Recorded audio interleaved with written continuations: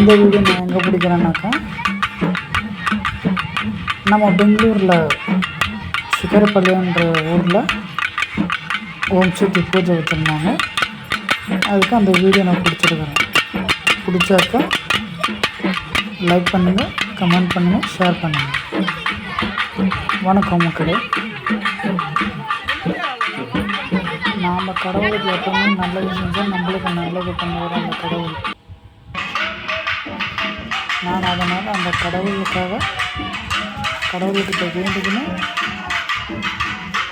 நான் இந்த ஓம் சக்தி கோயிலுக்கு பூஜைக்கு வந்திருக்கிறேன்.